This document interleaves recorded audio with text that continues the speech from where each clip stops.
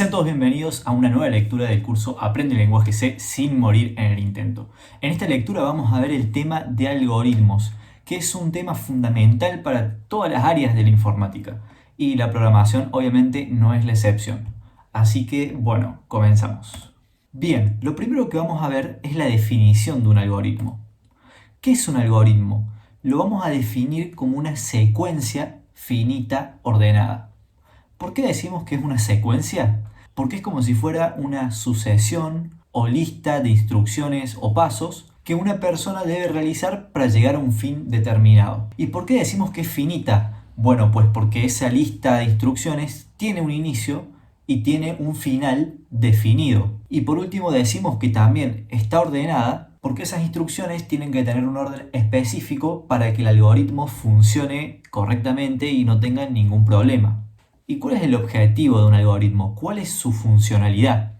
Vamos a decir que los algoritmos se utilizan para resolver problemas. Y si bien al principio este concepto de algoritmo puede resultar un poco abstracto o lejano de entender, nuestra vida cotidiana está rodeada de algoritmos, es decir, estamos constantemente realizando algoritmos. Y ahora vamos a ver un ejemplo básico de esto. Supongamos que estamos en la mañana temprano y tenemos que prepararnos para ir a trabajar. Lo que cualquier persona haría es despertarse y empezar a realizar una serie de acciones para prepararse antes de ir a trabajar. Por ejemplo, acá vemos un algoritmo sencillo de una persona que lo primero que hace, obviamente, es despertarse, luego se lava la cara, luego desayuna, se lava los dientes, se viste y al final, ahora sí, se va a trabajar.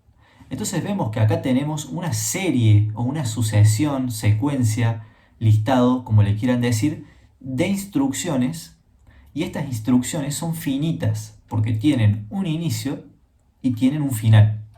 Además, podemos también decir que estas instrucciones tienen cierto orden, porque imaginemos que nosotros intercambiamos el orden de las instrucciones, es decir, en vez de poner la acción de ir a trabajar al final del algoritmo, la ponemos en el medio.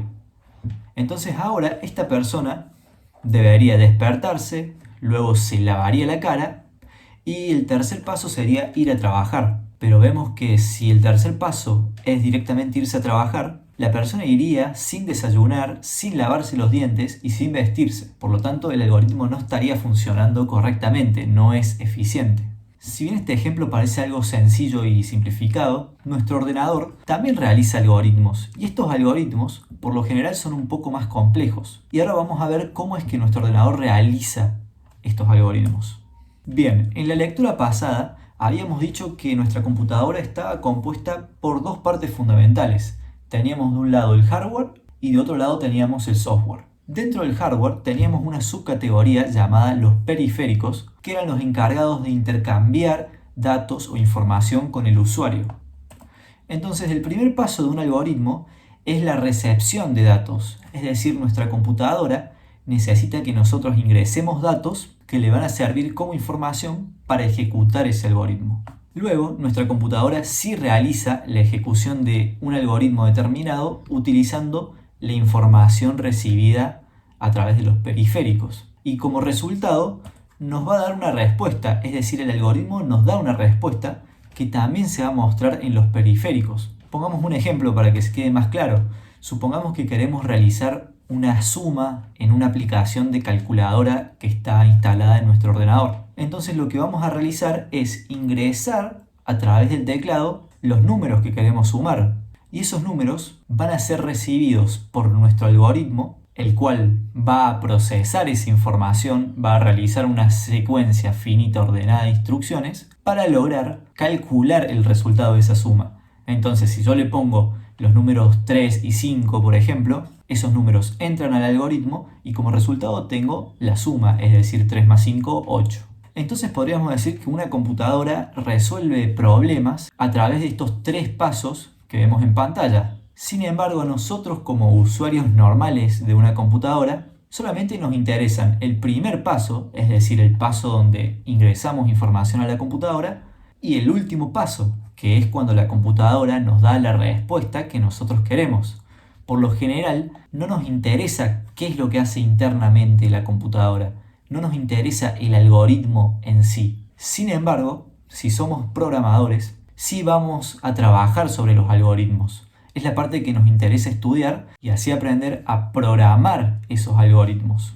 Por lo tanto, vamos a decir que el programador es el encargado de escribir el algoritmo, de escribir el conjunto de instrucciones a través del software, que es la segunda parte que compone al ordenador, como ya vimos en la lectura pasada. Entonces, durante este curso, vamos a estudiar cuáles son las técnicas para diseñar algoritmos y cuáles son las estructuras básicas o fundamentales que componen un algoritmo. Porque no solamente es importante que el algoritmo pueda solucionar el problema, sino que también es fundamental que lo haga de una manera eficiente y rápida. Y el valor de un programador se mide en cuál es su capacidad para realizar y diseñar estos algoritmos. Por último, como una reflexión final, vamos a decir que no hace falta ser un programador para poder diseñar un algoritmo. La diferencia principal que existe entre un programador y una persona común y corriente es que el programador está más entrenado para diseñar estos algoritmos y es que además sabe cómo comunicarle a la computadora cuál es la secuencia de instrucciones que componen este algoritmo. Y eso se realiza mediante los lenguajes de programación. Así que bueno, eso es todo lo que vamos a decir por esta lectura. Espero que haya quedado muy claro y nos vemos en el siguiente video. Adiós.